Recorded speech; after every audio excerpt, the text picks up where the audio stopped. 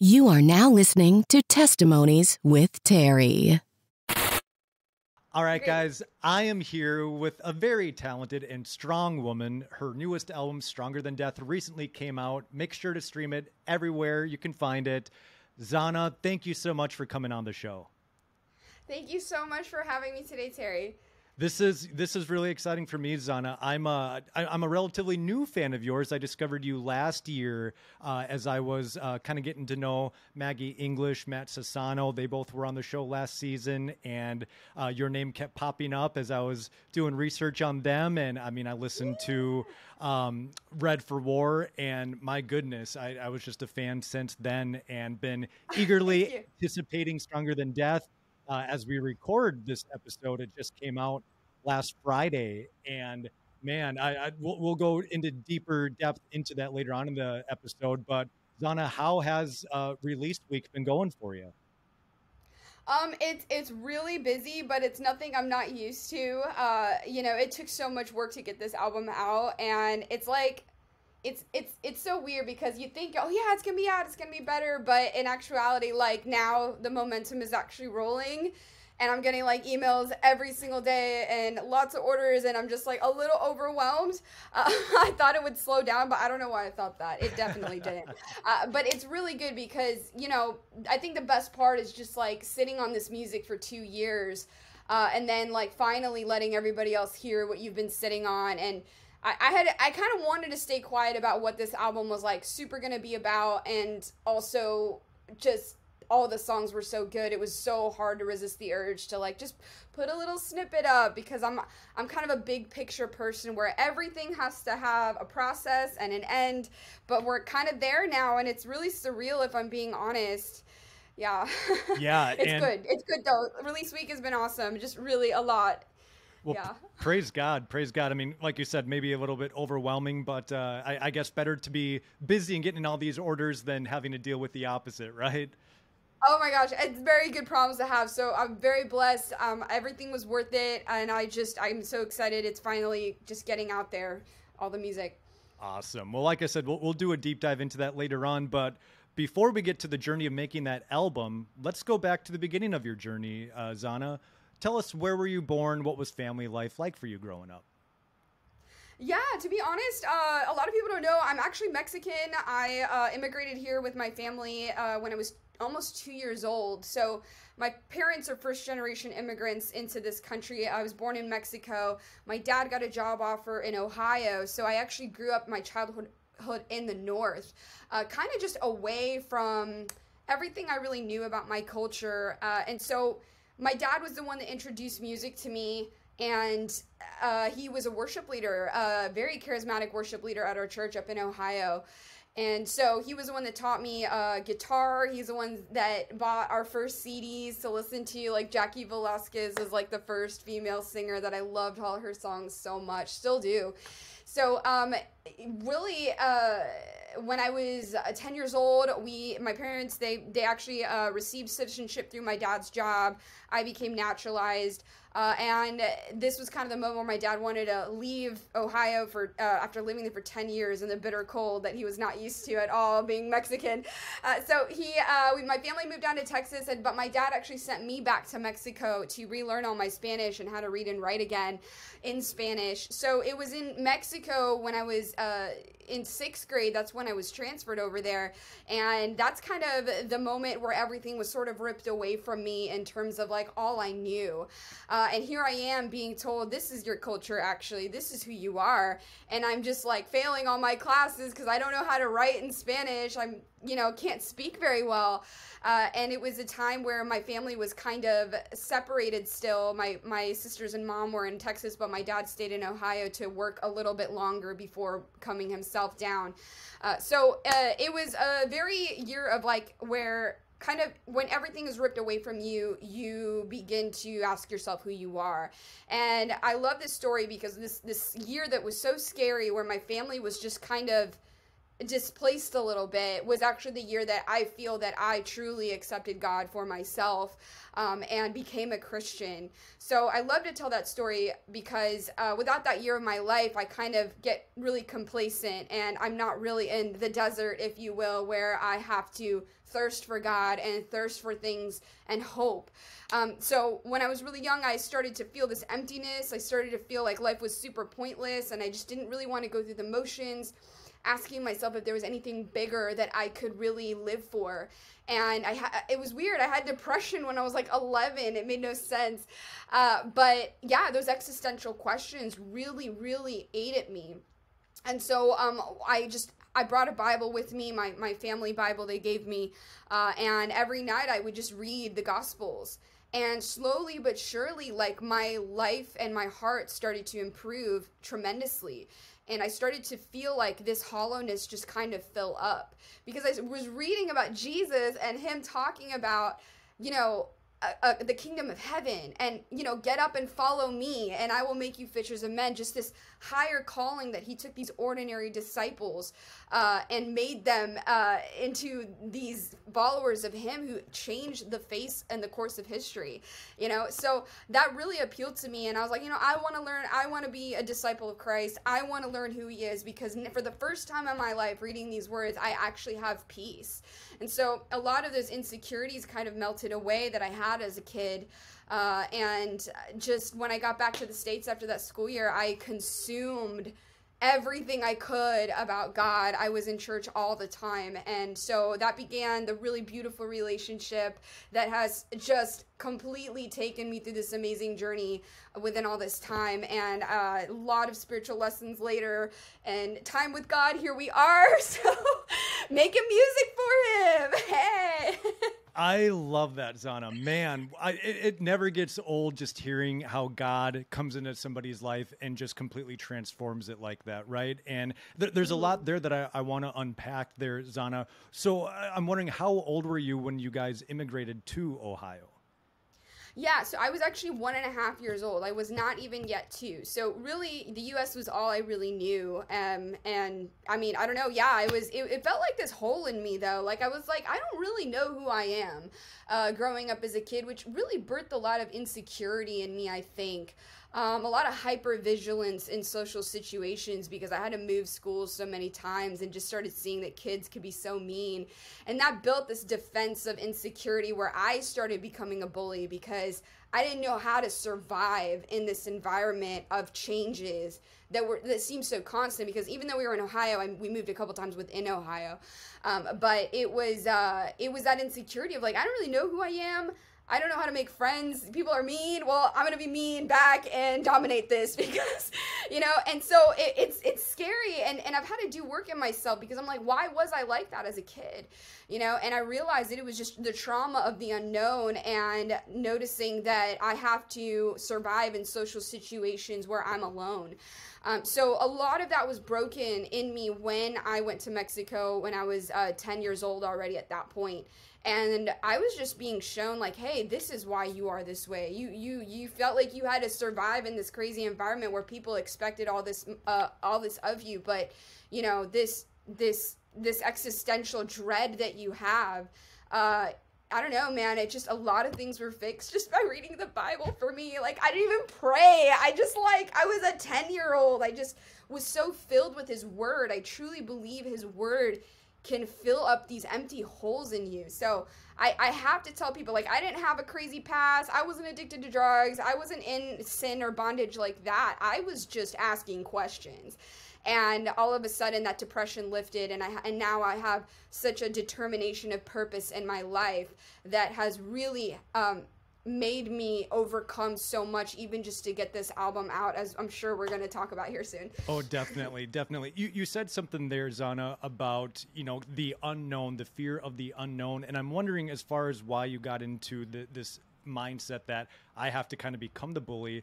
Was it, looking back at it, do you think it was maybe a control thing where, you know, this mindset that, hey, I have to be in control or else maybe I'm going to be controlled by these bullies, you know, having them affect and control the way I maybe view myself? I do remember a specific incident where I was in second grade and I was bullied by a group of people, and in that group of people was the boy I liked. Oh, man. And so that really made me mad because these girls are making fun of me in front of the boy I like. And I don't know, I never forgot that because I was so vulnerable. I was at this new school. I remember like the first 2 weeks of school, I had no friends, and I was sitting on the sidewalk in recess and no one was talking to me, and I didn't know what to do because I felt so like isolated in an embarrassing way. Like, oh, look at that kid, she doesn't have any friends, you know. And the only friend I got was a little girl that I stopped and I said, do you play? And she said, yeah. And I'm like, I don't play because I don't have any friends. Aww. And we were best friends after that because she felt so bad for me. So it's funny because, you know, I have so many people that I know now and that love me and all these friends, and I was like, man, I'm trying to heal my inner child of like a fear, or just so much fear. So I don't know. I also had two older sisters that like picked on me a lot, which also built that resistance and that anger to be like, I'm not gonna be dominated anymore, I can't do this, you know. Right. I'm gonna fight back. So to this day I'm a little spicy, you know. But I'm Latina, so I guess that's normal. But yeah, no, it's just the psychology of children, the things that, you know, we really dismiss the things that children have to go through. But they have their own world. They have their own social structures. They have hierarchies in schools. And I don't know why, but I knew that if I wasn't at the top of that hierarchy, I was going to drown. So it created in this tough exterior that I didn't go after kids for bullying, but I definitely knew how to dominate a certain social situation so that I'd never look stupid again. Yeah. So yeah, I don't know why we're talking about that. This is so like childhood. Like, I've never talked about this on a podcast before. Well, Zahna, yeah. I work as a marriage and family therapist, my day job, so that's probably why we're talking about it. That's great. I love it. I'm glad, because this is definitely not anything I have really shared with before. So I hope it helps someone. I do. I'm not ashamed of it. I think I know now why I was that way. And it's, you know, we want to blame bullies for being bullies, but you never know their home life. Yep. You never know their past. You don't know if they've been through abuse, or you don't know if they just are really, really scared. So I don't know. Yeah, I'm working on myself inward to understand that a lot of problems I had in adulthood were because of those times. And the first things that I remember of my childhood, because, you know, you don't really remember anything until you're about like 6 or 7 years old. That's Sure. when you really start getting core memories.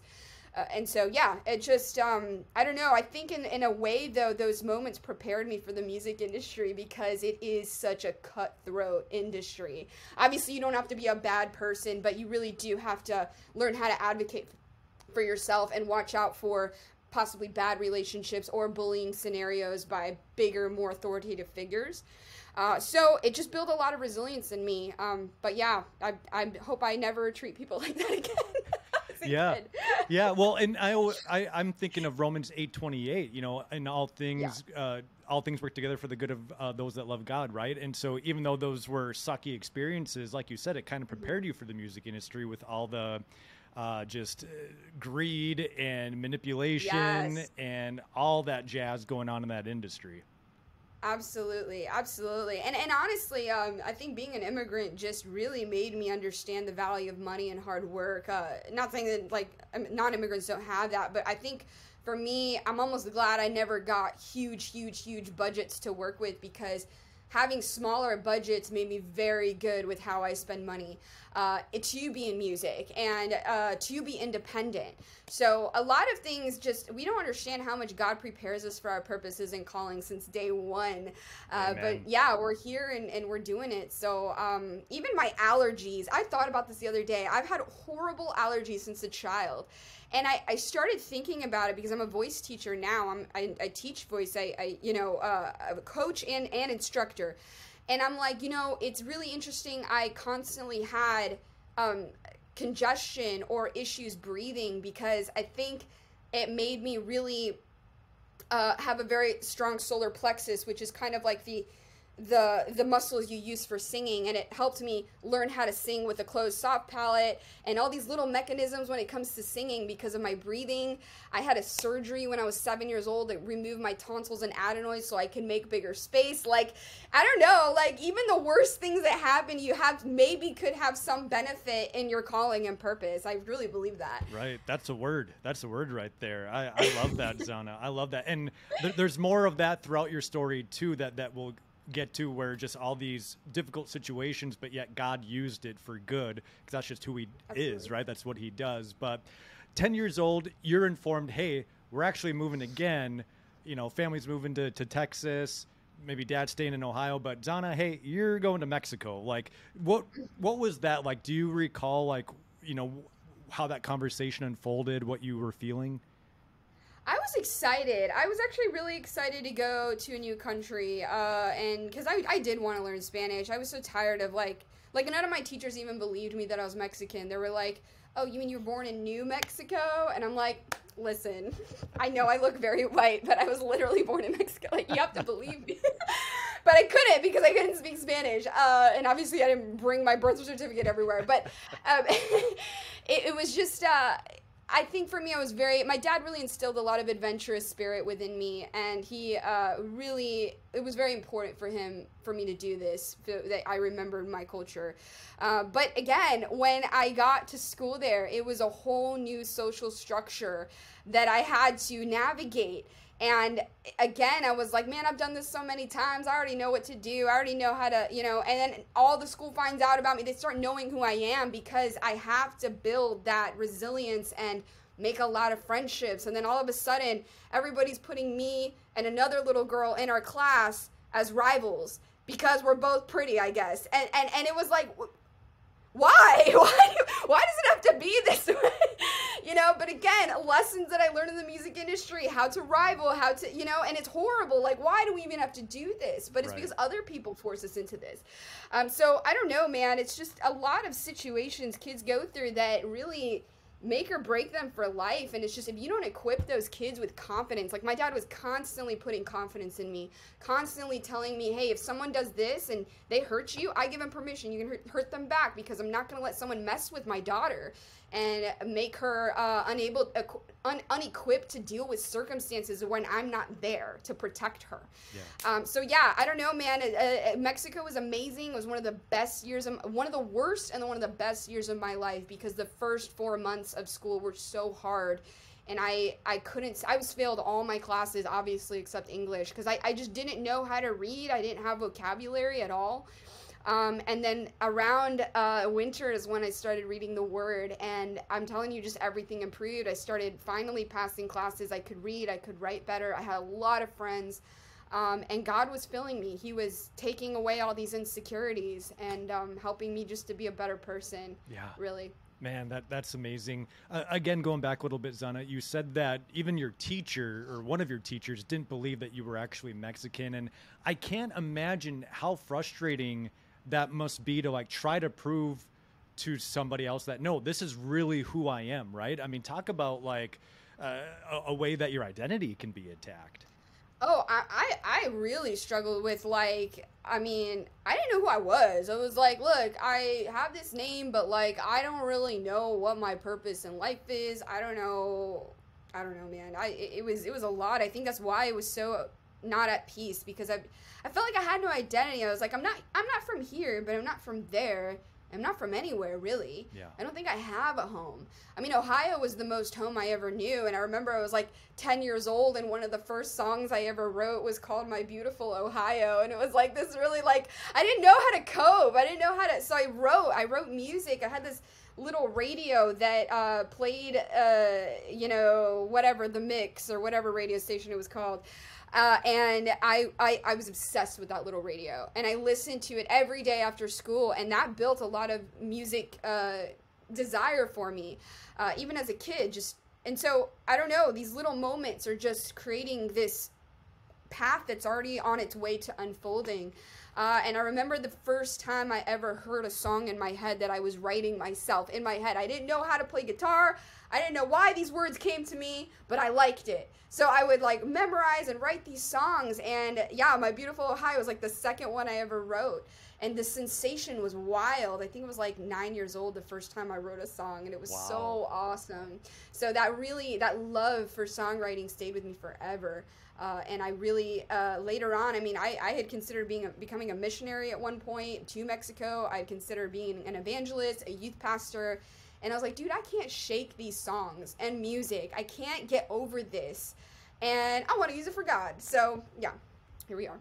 Here we are all these years later. That's amazing. You mentioned your dad was a worship pastor. Obviously, he had the gift of music. When did you realize, Zahna, like, was there any like defining moment for you where you were like, man, I can sing. Like, I'm actually good at this?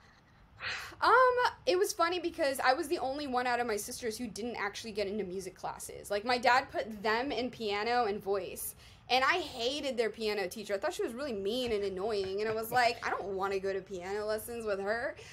This is so boring, because all I would see was be sheet music.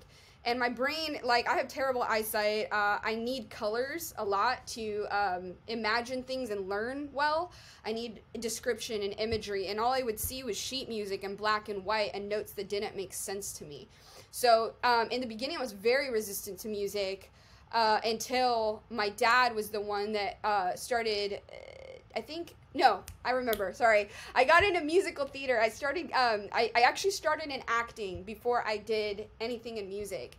So my elementary school would put on these huge play productions, and you had the chance to audition, even if you were like one of the younger kids. But they were really big productions that were budgeted and had a lot of parents involved and volunteering for. So every single year I'd try out for the musical, and if they didn't put me in a main role, they'd create one for me, just because they wanted me to be in the play somehow, because they liked the way I acted. Wow. And with those plays were musicals, so I would start singing.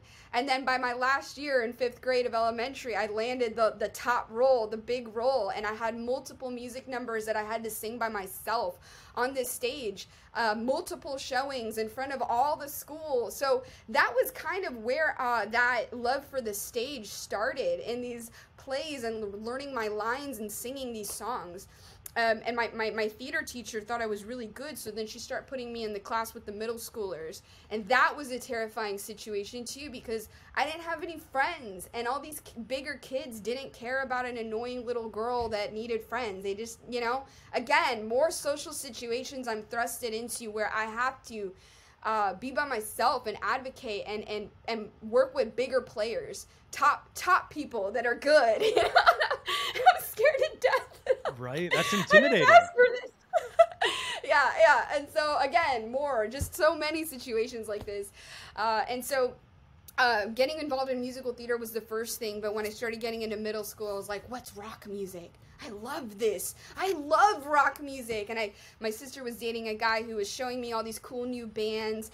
And then in high school, I started meeting other kids who played really well, like guitar and stuff. So we created bands in high school. We would play Battle of the Bands, lose every year, but we'd still do it, And that's when I think everything really changed, because at one point I wanted to be an actress too. I loved the stage a lot. And then I was like, no, music, it's rock. I have to dedicate my life to this genre. And so I remember being 15 years old, and I'd be like, this is what I'm supposed to do. And then graduation came for high school, and I can't explain it, but I felt that the Lord was telling me, no, give up music right now. Do not do music right now. I want you to go to this Bible school, and you're going to go for all the 3 years. And that was really hard for me to admit, because I was like, why did he put this in my heart and life if he was just going to take it away? Yeah. And a lot of other things happened in my life there, but it's so much. I mean, I guess I have to talk about it for it to make sense. Yeah, so I got this weird shift in my heart. I remember praying a lot my senior year, and I felt like God was preparing me. He's like, you're going to have to let this go. I want you to let go of music. Me, super confused. I'm like, what do you mean? I thought like everything was pointing to music. At the time, I was dating a guy who was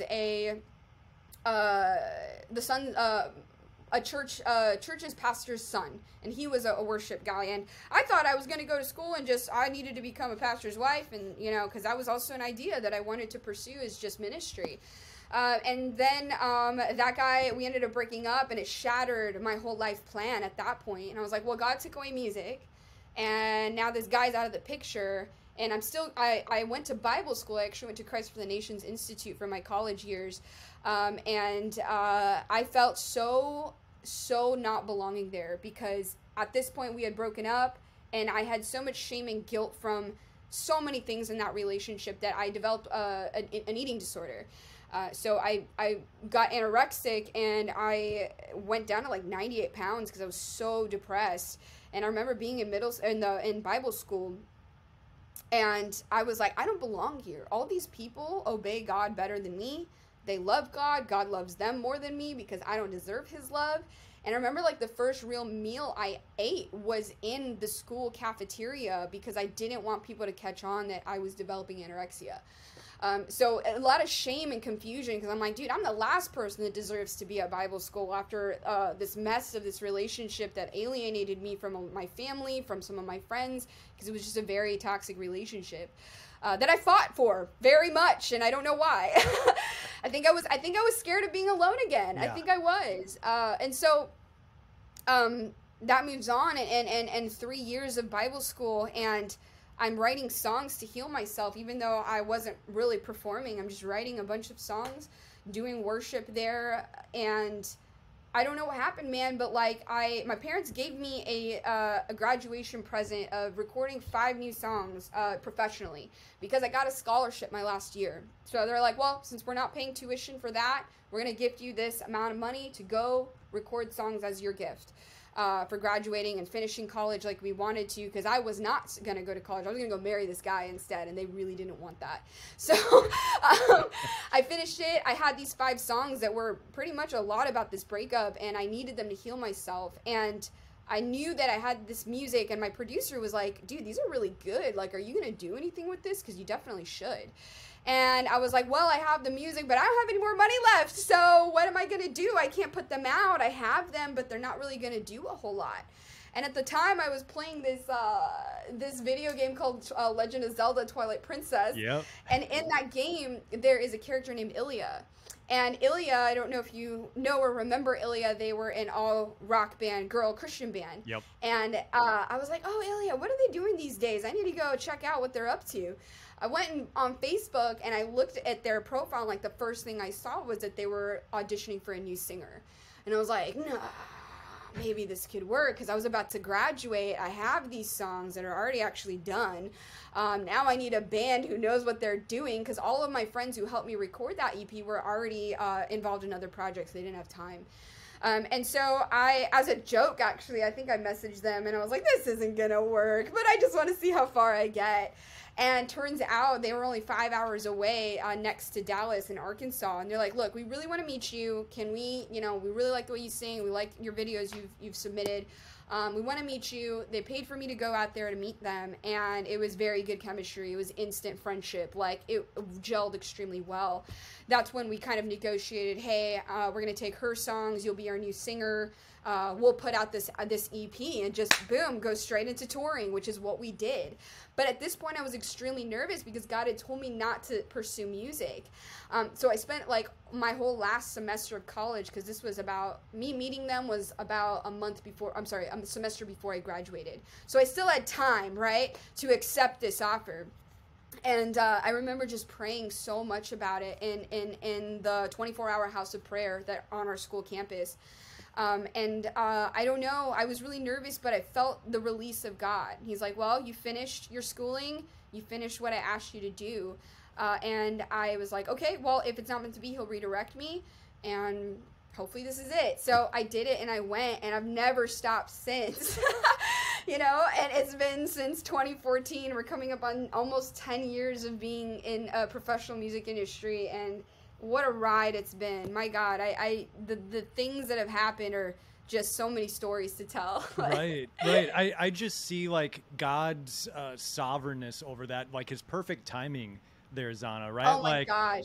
Going there for 3 years, and then that opportunity comes, and like you said, here we are almost 10 years later, still thriving. I mean, not just like in the music industry, like you're thriving. And again, like I keep bringing up the new album, and we'll eventually get there, but like, man, Yes. like your best stuff, I feel like is still yet to come, because you are, my goodness, Zahna, like I'm so impressed with the talent that you have. And I'm not just saying that because I'm interviewing you, but your voice, my goodness, I know we're kind of going off in a different direction, but I'm amazed at your voice, Zahna. Like hearing you sing on your albums, and then I saw you, I think it was on Instagram, and like you were singing like a little bit of a hymn. And I'm just like, I almost had tears in my eyes, Zahna. Like I'm not a crier, but just like, I was like, oh my goodness, like this is amazing. And then you can scream, right? And then you got that awesome cover of Look What You Made Me Do, and you're just going for that it. was Like, fun. like I feel like, I mean, you're already establishing a platform, but man, I just really feel like you're getting started. Like God's got so much more in store for you, and he's going to continue to open up doors for you. And to be honest, Terry, like you are probably the 200th person that has told me that, and like I don't know what to do with it, because it's very odd. I kind of sound kooky when I say this stuff, so but I feel like it's still important to say, and you know, people can believe what they will, but I think that's why there's so much theme about destiny in my new record, because since the beginning of my life, I've just seen God's hand just move me in this direction. Save me from a couple things, redeem me from a lot of things too, because, you know, I don't know if you know, but Ilya didn't work out, and I had all these decisions to make, whether if I was going to continue, which was very risky for me at that time. But even in Bible school, I had multiple people come up and prophesy to me. Like, my school was very much a holy ground. Like, miracles happened all the time. Like, God was speaking constantly to these students who were so hungry for him. But I have a journal where I documented all the prophetic words that I got in my 3 years at my school. That's awesome. And multiple, all the same thing. Like, everywhere I go, people tell me this stuff.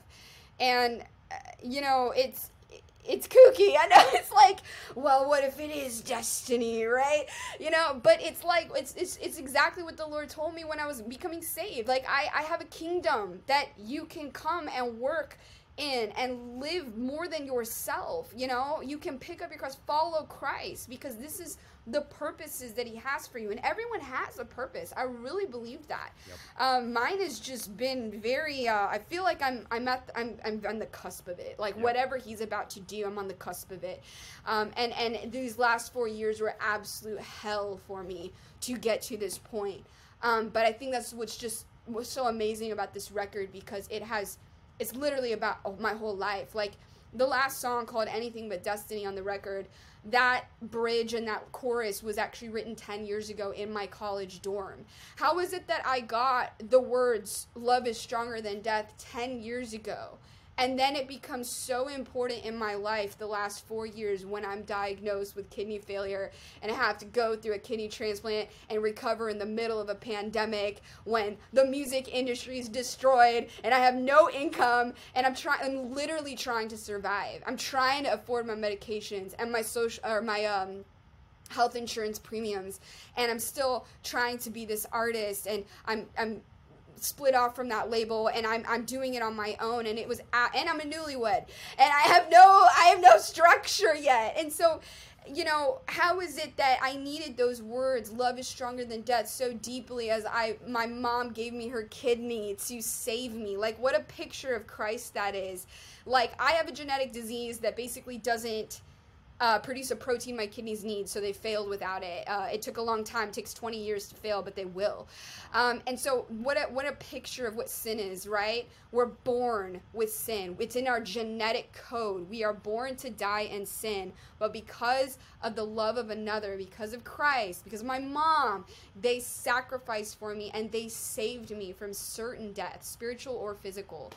So what an amazing thing. That's why, like, I don't believe all those trials were not of God, because I'm such a different person now, my God, from 4 years ago. And I'm like, these lessons that for some reason God had to very personally show me in my life were the subject, was the subject of an album that he started planting within me 10 years ago. It's like this whole journey has been for this moment. And like I said, you're every podcast I go on, and for this record release, everyone has said what you said. And I'm like, well, you know what? I used to really desire that approval of these higher up big label people. Like, I worked my hands to the bone to be good enough. And I think this last year, God's like telling me, like, I have you. And you never have to worry about these people again. You never have to worry about these social situations of trying to be good enough to survive anymore. Like, you don't need permission anymore. Like, what you've been through is your testimony and the rock on which you stand. Amen. And I will make it happen, he says, so that desire to, like, be some huge artist, everybody wants that if they're an artist, but, like, I don't need it anymore. But if it happens, it's cool, because more people will be impacted by the music and the message. But I remember when I really wanted that, and it was so important to me, and it was putting me in literally just depressive episodes for months. Every no that you get is just like rejection. Again, my inner child being rejected, not having allies, having to work to get to the top, because if not, that means certain death, and I'll be alone forever. So the psychology runs so deep. Yeah. And God is just like, you never needed anyone. I was always enough for you. So good. Zahna, I almost see, myself and the other 200 people that are speaking the same word to you as confirmation. I feel like God puts people in our path to just kind of confirm that, yep, you're doing exactly what he wants you to do. So, man, it sounds like you've been getting a lot of confirmation that you are exactly where you're supposed to be, and you are in the will of God right now, which is awesome. And before we kind of pick up from the Ilya days, I want to go back, because we kind of glanced over it, the anorexia. And Zahna, you don't know this, but I struggled with anorexia when I was in middle school, high school, and college. And so, boom, natural connection there. How did you eventually overcome that? What did you do? What did that look like for you? Because everyone's recovery is different. What was yours like? Absolutely. So, I want to be clear. I struggled with it for about 2 weeks. I dropped a lot of pounds because, again, I was going through that breakup where this relationship kind of started with this guy in a lie already. Where he was trying to get with my best friend, and my best friend moved, and I had no one anymore. Again, finding myself by myself again. My youth group actually fell apart because there was a change in pastoral thing that a lot of people didn't like or agree with. So all my stability and structure started falling. And there was this one guy who was vigorously pursuing me that, no lie, I definitely liked him, but I knew that he wasn't of God, like, for me. But because I was so alone, I chose to, like, lie to myself. And I was like, well, I can't be alone. I need an ally. I need a friend. When everybody kind of leaves your life like that, it's like I keep finding myself in these moments. Like, even in Mexico, I'm all by myself. Like, I have to start over again and again. But I think when that relationship started, it was a very pushed relationship by him. And at that time, I was so young, I don't know how to say no to anything. I don't want to I hated making people mad. I wanted to people please constantly, which is very different from how I am now. Thank God. Praise God. Because I had to learn this way. And so that relationship already started in a place of shame and lying to myself. So that relationship lasted about 3 years. And when I chose to follow what God was telling me and go to school, that was a huge problem for him because he didn't want the distance. And then, we broke up, and I was like, wow, I was living a lie for 3 years, and now I have to come to terms with that lie and that brainwashing, because I didn't know who I was aside from this guy. Because my true self was like, get away from this. This isn't for you. This isn't from God. He's like, no. God told me you were my wife. And I'm like, oh, the typical line, dude. I'm like, why did I fall for that? Right. But I think it was deeper. I just didn't want to be alone. I already knew he was lying. I think it just started, the whole thing started in shame and lies. When it broke up, I had to realize that a lot of my family was very alienated from me in this time. They really didn't agree with the relationship. And so when it broke up, I had to come to terms with my shame with physical things I'd done with this guy, with the lies, all the friendships that were ruined, my family relationships that were shambles because I chose this guy over everything. So I felt shame over 9,000. Like I stopped eating because I was so depressed I couldn't stop sleeping. I didn't want to wake up to my reality. So that's what started it. I just didn't, and then after a while I didn't think I would deserve food because I was so sinful. Yeah. And I had messed up and I'd hurt so many people. So for me, the way I got through that was I was in the best place I could have been, was Bible college, because we had very intense worship services, a lot of deliverances, a lot of prayers happening, a lot of moments to confess and to get that stuff that held you inside, that guilt and shame, get it out and repent. And I think that was so redeeming. So I had to target the shame first before everything. And once I just targeted that, the guilt and shame, then I was like, okay, maybe God can forgive me. Maybe he does love me. Maybe I can, just accept his forgiveness. And he was so beautiful in that time to me. I was so undeserving of all the beautiful things that he showed me and the words of prophecy that I got around those times. I remember one instance in particular. One of the girls that she was just a classmate that I went to. I really didn't know her at all. I mean, I barely knew anybody here at the school. And she, after a worship service that night, she stopped me, and there was a speaker there who had prophesied over another younger gentleman in the crowd, and told him that he had this huge destiny, this huge calling, and that he needed to find mentors because that calling was going to be massive, and if he doesn't find mentors, he would fail. And so really specific, like, whew, okay, glad I'm not that guy. Well, definitely this girl came up to me. She's like, hey, remember that word that that guy got in the service? I think God told me to tell you that that's also for you. And you're going to have a huge calling and destiny one day. And everything you said. Plus, he also told me to tell you that there is a time where you don't or didn't feel beautiful. And God is telling me to tell you right now that you are so beautiful to him inside and out. And I literally that morning, I had looked in my mirror before going to school, and I said, I think I'm the ugliest person in the world. I was thinking that to myself because inside I felt so dirty. I felt so ugly because of all the shame that I carried from this relationship and all the damage it'd done in my life. And so, when she said that, I was like, how did you know that?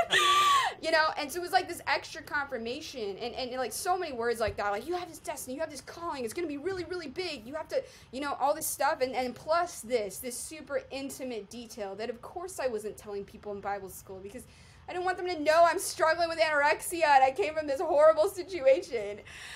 So that was just one of many examples of the example of how gracious God was to me, and this new phase of our relationship that we entered into.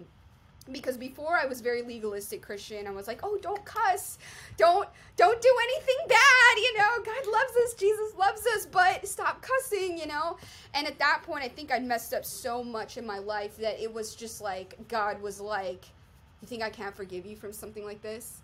He was ready to usher me into a more intimate relationship with him because of that grace that he wanted to extend. I had never done anything so bad until this point that I needed that grace. So it was beautiful, beautiful moments at that school. Man, just God's love is all over that, Zahna. And like you said earlier, you felt so undeserving, and the truth is we're all so undeserving, right? But he still gives it to us anyways. That's the mind-blowing thing. And man, I'm so glad that his love and his grace carried you through that and carried you through, those relationships as well. And, picking back up with Elia, man, what was that like being able to use those songs, the Reborn EP? Man, I was just listening to that this week, and dude, like Young Diaries, God in Disguise, like I've been having God in Disguise on like all week. I love the chorus in there. What was that like to just had those songs out? Like you said, you worked so hard and it was a gift to be able to record them, but you didn't know what to do with it. Now God opened up a door. What was it like getting that absolutely. out? Yeah, so like that whole EP was a lot of that relationship, that first relationship I had. As Winter Stays, I wrote it after that guy kissed me for the first time, and I felt like I wasted my first kiss, and I had so much like anger about it, and I was like a lot of regret. So that's why I wrote As Winter Stays, because I was like, I felt like this I was super good, loving, overly loving person, a very naive girl. So like As Winter Stays was basically like me seeing myself as more broken and defiled, because I went against what I knew God was telling me, because I didn't know how to say no to anything. And I couldn't handle people's anger towards me. Like, even just to this day, I hate it when people are mad at me, but I handle it way better now than me falling on the floor and groveling for forgiveness, you know?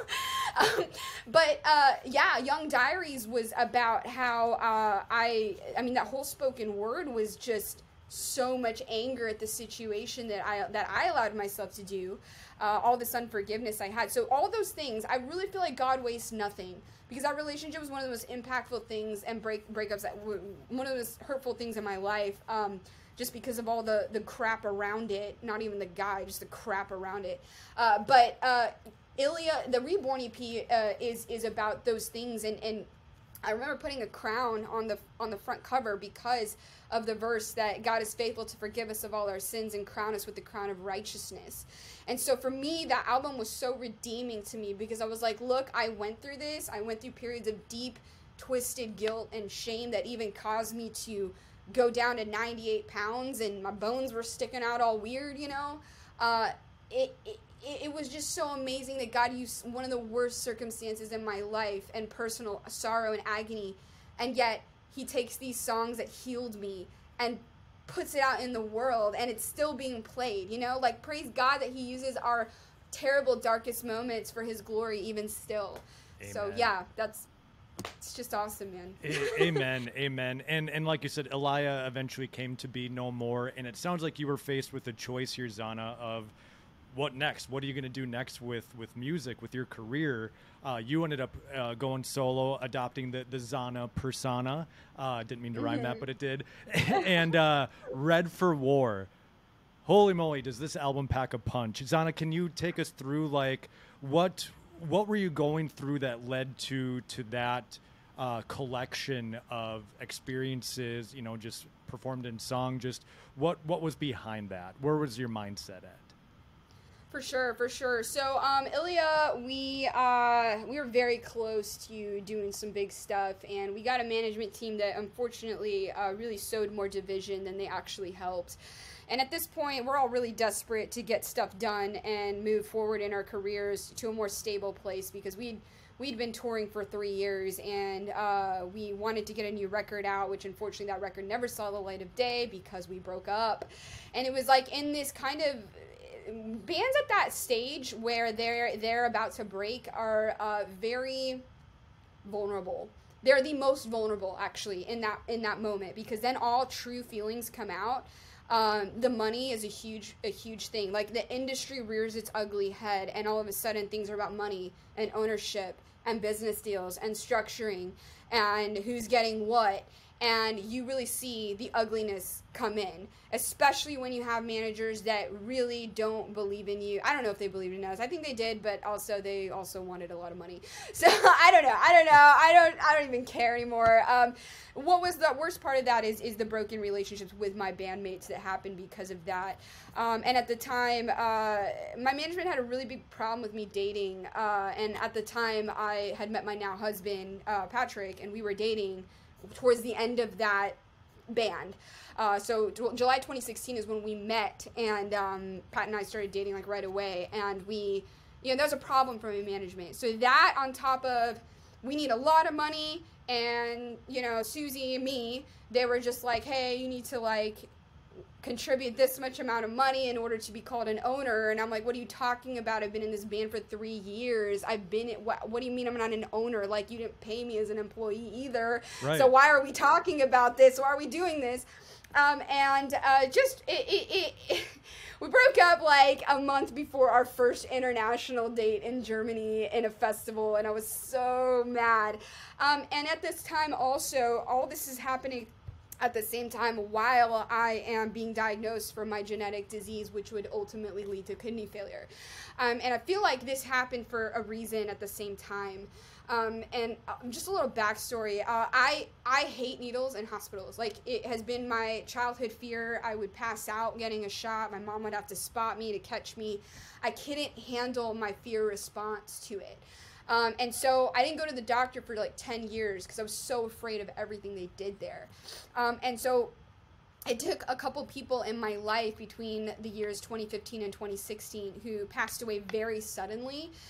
In a very creepy way. They had either had conditions that they didn't know they had, and they unfortunately passed away because of them, or they got just infections that killed them super quick. And one of those people was my friend from high school, who was just like a month shy of her wedding, and she was only like 22, I believe, and she passed away. It was so devastating for the whole community, man. And she had a condition that she didn't know she had of blood clotting. And so she got a blood clot in her lung, and she passed away very quickly. It was so devastating. And so that really spooked me a lot. And I was like, here I am meeting the guy that I think might be the one for me. And what if that happens to me? You know? And can you imagine when I found out that I did have a condition? And I was right. Yeah. And so I really feel like God allowed me to get spooked because my sister's a doctor, and I felt way more comfortable with her. So I went to her, got my test done, and she was like, yo, you need to come back because these levels are whack. Like, I need you to come back, do these again. Same result the second time around. Took them 6 months to diagnose me, but here I am being told I'm going to need a kidney transplant one day, and I don't even know why. They haven't even told me why. They don't know the disease name yet. Wow. And so, yeah, this was all happening while my band was breaking up. Talk about stress. And I was like, oh my God, I had so much anger, and I think my anger outruled everything because I was so mad that I'd put 3 years into this band, and they were my best friends, and all of a sudden we're all turning against each other, and it doesn't even feel like we're a Christian band because it's management, what they're telling us to do, and it's weird. And I think I just got so angry that I was like, okay, well, you want to do that to me? I'm going to get better, and I'm going to go be Zahna, and I'm going to be a solo artist, and I'm going to stick it to all of you. Like, God. Yeah, it was probably really immature response, but I was very angry, and I also had a lot going for me at the same time. I mean, I had this guy that I really liked, and obviously we got married eventually, so it was definitely a relationship worth losing my band over because I love this guy. And so, anyway, yeah, that fury is what made me go and get over my fear. I think the rage I had was like, get over this fear, because if you don't get a kidney transplant, you will be stuck to a dialysis machine 3 to 4 times a week for the rest of your life, and you will never tour again. So it was this do or die moment that I had to suppress my own, my worst primal fear and phobia in order to survive. And so Red for War, the reason I came up with that name was a couple reasons. I felt like I was waging war to survive, and it was me against everyone else. Because yeah, I was kind of a mutiny in my band. It was like they all conspired to get rid of me and just replace me. So it was a very traumatic experience, especially with my childhood, always being the odd one out, always trying to get these allies, and you know, like the psychology of that, just, oh my God, it was one of the most painful things I've ever been through. But yeah, it's just bullying that girl. Okay, all right, so I'm gonna be a bully. If that's what you guys want to see, I'm gonna come after and do my thing, because I believe in myself. And so that wretched confidence my dad put in me, it's like, here it comes. Like, and so, oh my gosh, man. So that is really, Red for War was also the reason that I called it, I really clung to the color red because my management had told me I had to dye my hair some crazy color so that I would stand out more as an artist. And that just made me annoyed because I'm like, this dude doesn't even care about music. Like, right. But I chose red because I just randomly picked one. And I was like, okay, I'll give you red. I'll give you Red for War. Red that indicates war and passion and love and blood, because I'm about to get cut up right now to survive so I can do music. So the color red was a very important color to me, that because it symbolized like literally waging war. on my calling and my destiny, and suppressing all my fears, all my worst childhood phobia fears, to reach for the calling that God had been speaking to me for so long. So a lot of high stakes situations here. And so that's kind of just how it happened. I really didn't take long for me to decide to do this. I think Ilya broke up in November 2016, and I was already filing paperwork for a new self-proprietorship January 2017. Wow. So it was like 2 months turnaround time. Wow. Yeah. Very quick. What made you decide to go with the name Zahna? Zahna, so I was researching because my full name is Susana Martinez, and there is too many of those in the world, so that name doesn't stick out very well. It's not great for branding. And so I took Zahna as the last half of my name, Susana, in Spanish with the pronunciation on it, and then I added the English, twist on it. So Zahna, Susana, Zahna, yeah. Love it. And so, Red for War, you come out with the fury. I mean, these songs, Unshaken, Misery. I love Dreamer. I love the message behind Dreamer, where it's just like, oh man, I feel like I, just need to just kind of wake up and really chase after, this calling that God has on my life. I mean, that really speaks to me. And I mean, you're building momentum, and then 2020 comes around. Oh my God. Zahna, take us through that. Like, supposed to be a headliner. Well, I'll be honest, 2019 was actually probably 2019 and 2021 were probably a little bit worse for me than 2020 because 2019 is the year my kidneys actually were on their last, and so it's 2019. Okay. 2019, yes, 2019. So 2017, I filed paperwork for Zahna. Takes me about a year to come out with the new record. I get a business loan. I start everything. 2018, without even having released the whole album, I released one single off my album called Underneath, and it hit number 4 on Billboard Christian Rock charts. So it was just like, whoa, I guess I didn't miss out on anything. Here we go, we're back in the game. Not Amen. Easy, And so I don't know. Yeah. So I'm trying to think. Release a single, and then immediately I have a label asking for my record. They want to make a deal, and so 2018 I'm back in the game. I'm already farther than I was that Ilya left off, and it only took about a year. So we released Red for War. It comes out August 2018. Me and Patrick get married October of 2018. And little did I know, they gave me 5 years for my kidneys to fail. They're like, it's probably gonna be about 5, and it ended up being 2. So I wasn't really prepared for that. But now I see God's hand all over it, because if it had waited any more, oh my God, I could have needed it during the pandemic, and they weren't even doing surgeries in the pandemic. Wow.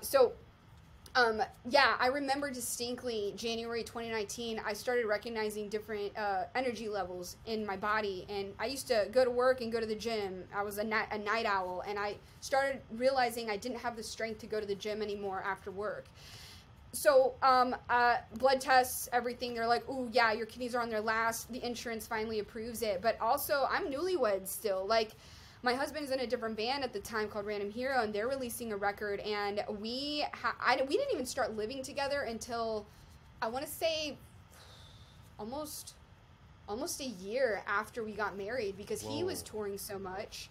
And I, was being taken care of by my parents because, he couldn't be there. So that put a lot of strain in our marriage and kind of the beginning of the 4 years. So 2018 had a super amazing highs, like my first international festival, my record comes out, I got married, the best year, one of the best years of my life. And I really think God allowed me to experience those wins, because the next 4 years were going to be absolute hell. So I'm very grateful that he allowed me to experience a very successful year, because I needed motivation a lot to get through what I was going to. So the kidney transplant rolls around, and it puts me down for 3 months, and I had to cancel shows and all this stuff. I don't know why I thought I could play shows that soon. It was not going to happen. Right. And I had a really bad recovery. I had multiple admissions back to the hospital for infections. I got super depressed. I remember really distinctly regretting the whole thing and the transplant. Like, I distinctly remember wishing I would have not done that and just died in kidney failure, because my body felt so whack after the transplant. I felt worse than I did before the transplant, and that was terrifying. And I was like, did I even do the right thing? Like, this doesn't feel right. And so 6 months of like problems and complications and getting really, really sick, dropping weight, dropping muscle mass. Sometimes they didn't even know what was wrong. They started classifying me as like a complex patient, which you don't want to be that on their list, okay? Doesn't sound good. And then it wasn't. And then January of 2020 finally rolls around. I'm like, you know what? I think I feel better. Like the kidney finally feels like it's doing its stuff. And not to mention, like, even 2019, we were already financially struggling because of all my bills and medicines I had to pay for. My inability to work because I was down for 3 months, and I was building all my strength back. And so it was already tough. And then 2020 rolls around. We're finally getting to live together, and I'm finally feeling the good effects of the transplant. And I have a headlining tour literally in March of 2020. And I had dropped probably $20,000 to $30,000 on all the touring stuff I was going to need. A van, trailer, equipment, everything. I was like, okay, I just survived death. I just cheated death. So now it's all chips in. I'm going to go for this because my life may not be that long, okay? And so I went all in. In February of 2020, I bought my tour van and vehicle. I did everything I needed to do so I could do this thing, music. And then March, not even a month later, I'm out on my first headlining tour. I only get 4 dates in, and then they shut everything down. Man.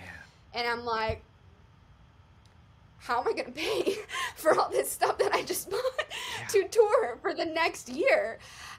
And so a lot of things got very complicated at that point. And not to mention, you're already an immunocompromised person as a transplant. You literally take medication to suppress your immune system so your body doesn't wake up to the fact that you have a foreign organ inside of you. So I was so scared of getting COVID. I was like, I'm going to die. That's it. I'm going to die. And there's nothing I can do. I even just went through this horrible traumatic surgery, and it didn't even matter because this thing's going to get me now. So a lot of psychology that I felt like I was going insane. I really did. Yeah. And I have all this debt now from music that I can't even make money off of. Everything shut down. All my streams of income, all my industries shut down. That I was just literally on government assistance, and I couldn't help it. And so what was cool, though, is that this time, because everything was shut down and the government was helping me to pay my bills, I was able to go record this new record in Nashville. And so 2020 was actually a pretty solid year because I did get a lot of stuff done. But that record is now Stronger Than Death, and I still wasn't able to put it out until 2 years later because I needed so much funding to do it. So a lot of dark moments and just confusion. I'm like, why did I go through this? I just spent 2019 completely recovering when that was the year I should have been touring like crazy to promote my album. And just darkness, man, like a lot of marital issues because of finances, because of, dynamics in his band with our label. Everything was just, oh my God, I don't like to think about it. Yeah. But just a lot of problems. And so a lot of that just started really wearing on my relationship with God, and the purpose and the stuff that I thought he was calling me to was now all coming full circle. And I was like, what if I was wrong this whole time? And what if like all of this stuff isn't even real, and God like isn't real, and all those people were like lying to me when they were giving me these words and stuff, because I almost died a couple times from these infections. So it was like a lot of challenging things in my faith and be like, but did you really hear God? Do you hear God? Maybe you don't. So that was a huge moment in my life where I was like, I think I was agnostic for about 2 weeks. I think I was like, I don't know if I hear this guy. Wow. I don't know if I'm even right. Yeah. A lot of trials there, but ultimately time passed on and we were able to rebuild, not without a lot of effort. And here we are doing the best we've ever done with this new record out. And I think it just adds so much to this record and what it means to me, because I literally had to survive death to get this out. Yeah. And I think it was my motivation and my purpose to keep going, because I was at a point where I wish I died in kidney failure instead of having to deal with my problems.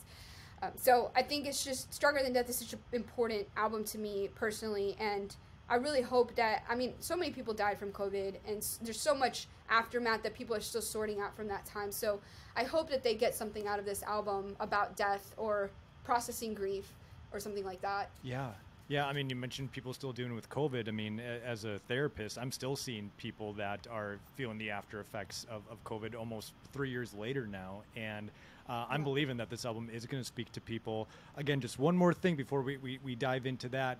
Your mom was the one who gave you the kidney to be transplanted into your body. Man, like you said earlier, what a beautiful picture of Christ's love for us. But tell us more, kind of what went into that decision.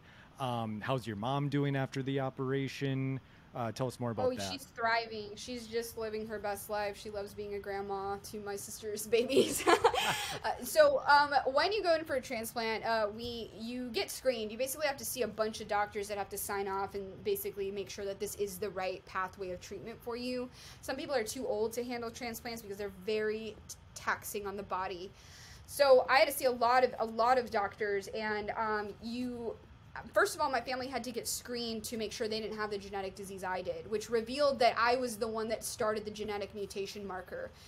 So my kids have half a chance of having it, but none of my other family did, which was a good thing because they wouldn't have been able to be donors for me. They would actually be really sick with me. My mom and dad were the first ones to go through with the final testing, which was taking blood, testing it, seeing your tissue type or something like that, the blood type. And my dad didn't pass. He had a different blood type than me, but my mom had the same blood type than me. And after that, she didn't want my sisters to get tested. She didn't want anybody else to get tested. She says, I'm doing this. Wow. No one else is doing this. I'm doing this. And so she's a freaking superhero. She gave life to me twice, basically. Yeah. And I mean, she's doing great. She's just doing great. Awesome. And how are you doing with all that? I'm good. My life has changed a lot since having a transplant. I do have to take medication every 12 hours for every single day. And my body's different. I feel certain things, like I don't get hungry anymore. I just get nauseous. Like I know I need to eat when I get nauseous. I'm really susceptible to certain infections that will land me in the hospital 100%, that I could die from, or my kidney would reject. And then I'm back at square one and I have to do it again. And so I'm really good. I still have a lot of trauma from that time of my life just because I remember I had to really overcome my fear of hospitals and needles, and I almost didn't get qualified because I think they started seeing through that farce that I was like, yeah, I can do this. I went through a lot of spiraling mentally because I was like, bro, I can't go through with this. Like, I can't even go and get a shot at the doctor without blubbering like mad.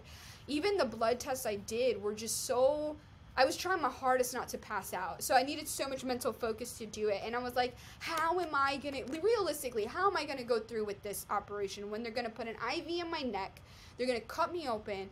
And I passed out at the transplant center the first time because I was so disgusted with everything they were telling me about the transplant. So I disqualified myself that day. They were like, we cannot do any more on you. You have to go home. You have to come back. And I had to go see a psychologist to get signed off by the psychologist. Wow. And I was like, I had no choice though, man. Like, yeah. Of course I didn't want to do it, but I was like, dialysis is just as bad, if not worse. Yeah. So I'm in this like do or die situation. It was just so much mentally to deal with, on top of being a newlywed, on top of touring when you feel like absolute crap because your body's failing and you have to tour because your album came out and your label's making you tour. You need to go do this stuff. So just very pressing times. But I cry sometimes when I think about that time of my life, but ultimately I see God's hand in everything, because why did my kidneys fail in 2 years instead of 5? Well, I'm really thinking God wanted me to start this process earlier of my music, and he knew that the pandemic was coming. And even still, the health industry is like crazy in shambles. Yep. Like it's not healthy right now. Right. No, my wife works in it. People. Yeah. Yeah. It's a chaos yep. still. And so I'm very fortunate that they failed 3 years earlier than expected, because I was able to just get through all that, have a good 6 months recovery time, and then be stable enough to maybe survive COVID, I think. And I did get COVID. I actually did get it in January of 2021, 2 weeks before the vaccine was even available to me. So I already, and COVID was really mild for me. I didn't even know I had it. It felt like allergies. Oh, okay. And so it was so weird. Like, Yeah. and then I got the vaccine anyway, but at that point I'd like already beaten it. So it was very strange. I don't know if like type O people blood did better with it or not. I heard a rumor like that. I don't know. But yeah, I'm already off track. I don't even know what your question was. I'm so sorry. No, you're good. Just like how you're doing, and I'm glad to hear that physically you're doing okay nowadays. Yeah, physically good enough. I still have, I'm weaker than the average person, but I'm so grateful because it's miles different than what it was before the transplant. So praise God. Praise much God. better. Well, again, this is what we've been building up to. February 10th, 2023, Stronger Than Death finally sees the light of day. I know, this had obviously been brewing for a while. You had released some singles with, Better Run and I'm Sorry, kind of giving us some teases, and to finally have this out, man, like you said, these songs, I'm looking at them right now and just the lyrics and the messages behind them. These are real. These are raw. And I truly believe this whole album is going to speak to people.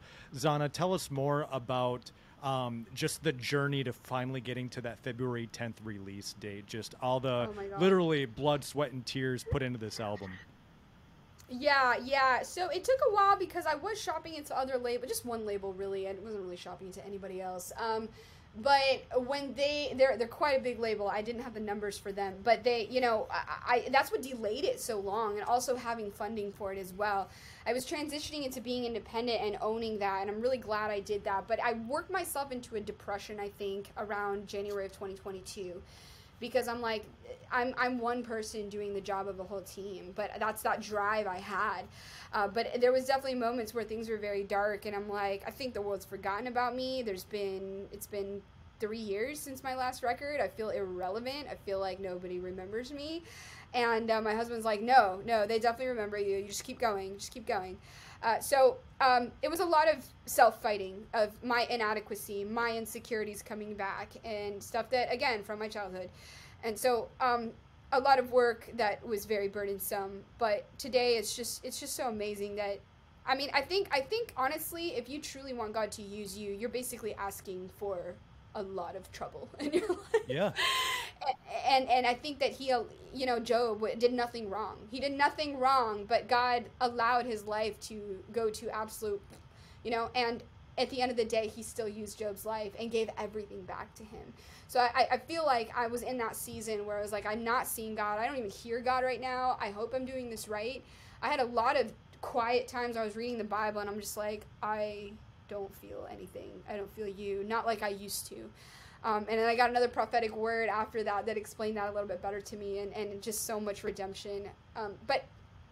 Yeah, I think I've grown a lot in the sense that I don't care anymore if people don't like me. I don't care anymore if they, I've gone through too much in my life where it was just me and God, and I had to survive so many times that I'm glad I'm at this point now, because it was so necessary to shed that desire for acceptance when the only person that really matters to accept you is Christ. That's it. Amen. And his, yeah. So I'm so happy, and I'm just seeing so many people that have chronic illnesses like really responding well to this album and how much it touches them.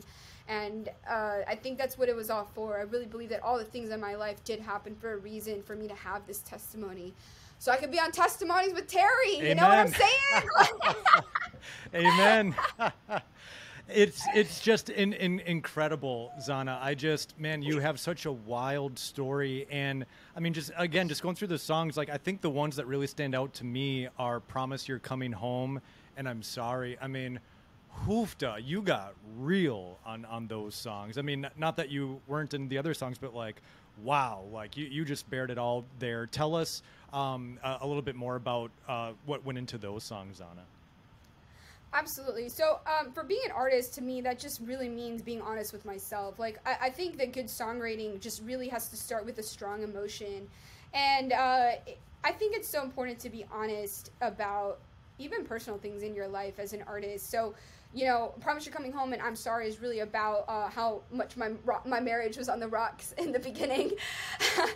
And Promise You're Coming Home is, I think I wrote it subconsciously. I don't even think I understood what I truly felt yet when I was writing that song until it was finally being written in the studio. Because it started out with just the chorus. And I wrote that because my husband was gone on tour, man. I mean, most of our relationship at that point was a long distance because he was touring 9 to 10 months out of the year. And here I am spiraling mentally so bad right before my transplant. And I'm like, I can't go through with this. Like, literal panic. Like, I remember on tour I'd have panic attacks where, like, I couldn't leave the hotel. And I was just crying all day, reading my Bible, trying to hear God. And I was so afraid of this operation to the point it paralyzed me. And, you know, not having him there was just, there was resentment growing because I'm like, do I not matter? Like, yeah. You know, I'm here, we just got married, but you're gone all the time. And I don't know if you know, the second verse of that song says, do you see me as I see myself, a statue made for no one else? I grounded myself for the trial and pain, but I can't help the pieces that break away. Like, I readied myself to be married to a touring musician. And when I was in it, I was like, I don't know why I thought I could do this. I'm constant. I'm still here, but I can't help that pieces of me are breaking away because you're not here. I committed myself to be in this with you, but I feel like by myself in this relationship a lot of times. And, you know, he had his, you know, it's so beautiful because the next song, I'm Sorry, is about his perspective. And he was going through so much on his own. And he didn't even want to tell me because he didn't want to burden me with it and his true feelings and all these pressures and burdens. You know, when you're in a band, you're also married to the other members and what they have built together and the investors and the label and the management. Like, if you just like leave, like, they don't have time for you to leave. You need to be working and doing what you're supposed to do. And I knew that and I understood that. But here I am going through something I'm absolutely terrified of, and I need my man. I need him here for support. And I thought I was selfish for that for a long time, but I was like, no, I do need you. I do. And that resentment started building up that when he was home, it was just like, I've been living without you like, for a while. Like, and so I want to be honest with that because so many people just think like, I mean, I've seen music destroy marriages. I've seen touring destroy people and their relationships with their families. And a lot of people be like, oh, you and your husband are the perfect couple. And I'm like, well, do you really want to know? You know, because I don't want anyone to idolize me. Don't idolize me. My life is not perfect. And I want to be honest because so many people are struggling and afraid to talk about their marital problems. And I want to be human. I want to let them know they're not alone. I've experienced things and you don't have to pretend because me being silent and trying to not look stupid or silly or embarrass myself built more resentment because I couldn't talk to anyone. And so I'm Sorry, though, is the sequel of that song. And it's me taking a look at myself and being like, whoa, I really thought I was in the right. I really thought that I was protecting myself and my heart by being this way. And building walls, you know, and on the other side, he's suffering a lot too, and we just don't know what each other's going through. We're so alienated from each other because we don't live together yet. And so that was kind of the really big rush to like live together because, and even still we had a lot of issues because music is just such a wild, wild west. The industry is so cutthroat that you have to be there. You have to go on tour or else they're going to replace you. Everything you worked for the last 6 years is going to be gone. So it's like, choose music or your family. Like, what a terrible position to be in. Right. But I'm Sorry is also a sequel to another song called Drown on Red for War. And I even referenced the word drown in the chorus of I'm Sorry because Drown is a song about someone leaving you in a viable relationship that could have worked out, but they chose to quit. I'm Sorry is the other side of that. It's about the person who did the leaving and then realized that was a viable relationship and they shouldn't have quit. Wow. And so that was me. I've been on both sides. I was about to be like, well, can't do this anymore. I don't really think you care about me. I'm going to go off and do my own thing, and sorry this didn't work out. But thank God that he brought us together again and came to an understanding, and I'm Sorry was me looking at myself and being like, I was that person who almost left, thinking that I was doing the right thing, like the bridge says. I was convinced I was doing the right thing, building up walls, looking only out for me. But in reality, I think that if we would have broken up, I think that would have been one of the most damaging things of my life. I don't think I would have ever recovered from a divorce ever. Right. And so praise the Lord that it took a long time and a lot of work, but it's so important to be honest about that stuff. And if we're going to be talking about love being stronger than death in this album, then we need to also understand how that applies to human relationships. And, you know, working like love is stronger than death of a relationship too. And, you know, love covers a multitude of sins. That's what the word says. Yep. And so how do you apply that phrase in, you know, even a relationship you feel alone in or betrayed in? Will you forgive, you know, as God forgave you, and really work towards empathizing with that person instead of seeing them as the enemy? Because there is no enemies in marriage. There's not. It's two people becoming one. Yep. I tell clients that all the time when I have a couple come in and they're fighting. I'm just like, guys, you aren't enemies. You're not opposition. You're on the same team here. Like, let's start acting like it, right? And so 100%. Like you said, you know, with both of you guys being in the music industry, how do you guys keep that connection in your marriage? Because again, working in that field, like couples that don't stay connected are the couples that struggle, right? So through everything that you guys have gone through, what has worked for you to stay connected? First of all, I had to reconnect with myself and understand the trauma responses that I had built my whole life up to that point. And I kind of created this survival person within those 2019, 2020 years. And I had constant anxiety all the time. So like I could never sit still. If the house was messy, I would just freak out. I'd be like, what is this? You know, there has to be order because this phobia of germs that I have now, because I could die from infections or germs, and it was just emanating in everything of me. So I was becoming this really fearful person, which turned into anger about everything around me. So I had to fix myself. That was definitely step one. We also, I think one of the best things, honestly, for our marriage was him actually leaving that band. We had to completely get rid of all the forces that were distracting us from building a healthy foundation for our marriage. But that wasn't the sole reason he left. There was a lot of other reasons, but that was definitely something that was necessary for us to be closer and connect. And then also, I think now we just connect by being friends first, like more than anything. Besides, you know, you're so obsessed with building an empire because you have so much money invested and you've done so much work in this industry. But like that, we definitely connect over that, absolutely, because we both know what it's like and this industry and how to operate in it, which is awesome because I feel like not only do I have a husband that loves me, but a business partner that I can absolutely trust because we are on the same team. Yep. But also now it's just like we're friends, man. We like playing video games. There's these expectations that I used to have are kind of just obliterated, and now I just see him as a human being, not this high standard, you have to be like this, that I felt was on me my entire life. Yeah. So once I dismantled those standards for myself, I could do that for him. That's a good word. And like you said, just that friendship part, right? I tell couples that, you know, before you were husband and wife, before you were fiance and fiancé, before you were boyfriend, girlfriend, you were friends.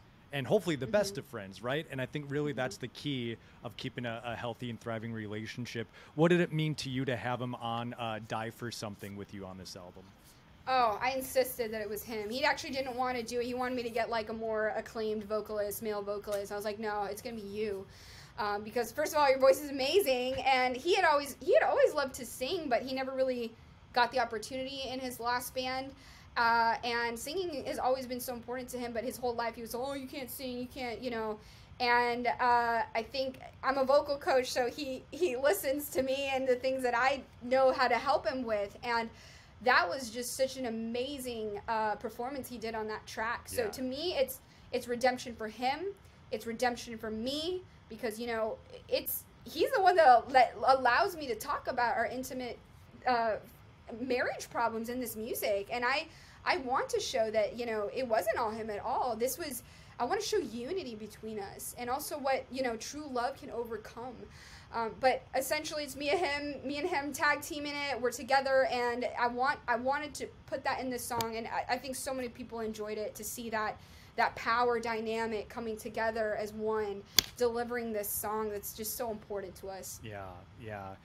I know this is like picking your favorite kid, Zahna, but do you have a song off Stronger Than Death that you feel is like, maybe it just like, it hits closest to home, or it just has a more special place in your heart compared to some of the others? 100%. I do have a favorite. It's the title track, Stronger Than Death, track 10 is my favorite. That really, I think that song to me represents everything that I desire to be as a disciple of Christ. Like, I want to be able to know that I would die for him if I had to, you know? And so the redemption, you know, it says, red tears shed from the blood of his fears, redemption, he holds me, his love like wildfire. And just at the end of it, you're like, the beginning of the album, you're talking about conquering death. You know, death is at dawn, so we must live today. The end of the album's like 180 degrees. It's like, you know what? I've found the truth. I've found the purpose of life. I've found the most divine love there can ever be, and I'd be ready to die for this love if it's so required of me. So super, super big transformation within the album. And I structured those songs on purpose for a reason, to tell that story of victory and the highs of 2018, all the way to, oh no, I can't do this anymore. Oh, the lowest of the low and erased, and prayers in the dark. And then Reaper starts the last half of the album, where it's the point of hope and getting up and rising above and finding truth again. So Stronger Than Death is for sure. And then Promise You're Coming Home is very much a close second, but Stronger Than Death is for sure the more favorite. Yeah, Zahna, this is like a master class in storytelling, this album. Like, it's just layers upon layers, like, and I mean that with all my heart. And I just want to thank you, screen to screen here, for making this album, and for just being you, and for just being raw, because I'm sure you're already getting responses back from fans and people listening to it of how much it's impacting. And the great thing about this is that this lives on forever. You know, these messages, yes, these songs, it's going to impact until Christ comes back, right? And so thank you for making this album, and thank you for taking the time. I mean, you've been so gracious with your time here, Zahna. Last question, as you look back at the goodness of God in your life, what stands out? What comes to mind? I think faithfulness, probably. It's like you being a kid. You're being raised by a parent, and all of your needs are in that parent. Like, you don't know how to do anything for yourself, but that parent is the one that guides you and pushes you, and, you know, just prepares the way for you and gives you the best chance of success. And I think that in my life, I've done a lot of cool things, but I've done a lot of dumb things too. And God's faithfulness to just, if it's true, man, if you come and if you repent, like, he will come and rescue you, you know? Like, I'm trying not to get emotional, but, like, it's true. Like, he's always been faithful to his word. And you may not see it even for years, but, like, to me, every single time I had something horrible happen in my life, God has been making albums about it every single time. And there's songs that heal me, and they're advancing me into the purpose that he has, the plan that he's always had. I mean, since the beginning. How is it that 10 years ago he gave me the words, love is stronger than death, and then he already knew I was going to need this beyond. You know, there's just so many times in my life where I felt his redirection every single time, and I really did think I was crazy. I was like, I don't know if that's really him, but it was him. And so his faithfulness to just speak to you in the way that you personally would understand, because we're all different. But sometimes it wasn't literal when I wanted him to be literal, but he showed me through every single event. And Stronger Than Death, the album, is just literally the culmination of the promise of the times in the desert. It's like, here's the promised land that I promised to you. I promised you that I wouldn't leave you. But I needed to release this sound into the earth, and I wanted you to be the one I use. And so the faithfulness that he's had over my family, the generations of my family. My parents were first generation Christians. I saw God's goodness in their life. Okay, and then God comes and, my dad broke a lot of cycle of generational curses and abuse in his side of the family. My mom has a first-generation Christian as well. Like, both of them were new believers. They came together and raised 3 daughters that were very much covered by the hand of God. So his faithfulness, his love, his grace when you repent, dude. Like, it's not that he wants you to repent to just tell you that you were wrong, that to just be like, oh yeah, I was wrong. It's not about that. It's that's when you give him permission to come and fix it all. And he has to have that asking of you, because you have free will as a human. But when you ask for that help, and when you ask him to come and fix it, that's what he needs to spiritually, legally help you, which is what he so desires for you. He truly does want the best for you, not only because he needs you for some purpose on the earth. He truly loves you more intimately than you can ever imagine. Like, even more than a father, it's like, I'm your creator. I know what you need. I made you. I know the inner workings of your trauma, your fear, your real you, the real you before you got indoctrinated by society and the world, the child in you. So his faithfulness 100%, I would say, is the thing that has stood out to me the most in my life. That was so beautiful, Zahna, what you just said there. And your love for the Lord is so evident. It's so inspiring. I'm leaving this conversation feeling super inspired, and just the reminders of God's faithfulness in my life, and knowing that all the challenges that I've been through and all the challenges that I will go through, he's going to use it, and he's going to use it for our good, for his glory. Zahna, how can people follow you? How can they keep up with you and what you're doing? Absolutely. ZahnaOfficial.com, guys. You can find a merch store there. Tour dates, when they come along, will be also on there. There's a store on there. You can buy physical copies of my new album, Stronger Than Death. If not, you can find me on Instagram, Facebook, TikTok, and all of the social medias. But all the usernames are at Zahna Official. So Zahna Official. And send me a message. Stop by the Spotify profiles, check out the music for yourself, and send me a message. Tell me what you think about it. Yeah, and you have a Patreon too, right? I do have a Patreon. Yes, absolutely. Zahna Official, same thing. That's where those are like my 12 disciples. Those are the people that are praying for me, that are supporting me financially with their prayers as well. And so Patreon is if that's something that calls to you, you are absolutely more than welcome to check that out. Well, check it out, guys. I promise you'll be blessed by her music. Zahna, thank you so much for your time. Thank you so much for being willing to share your story, and God bless just the work that you're doing. Thank you very much. You as well with this podcast, man. Stay faithful to it, and I really hope that everything works out and God grows it as he likes. So thank you for being a servant of that and stewarding what he has given you. Thank you.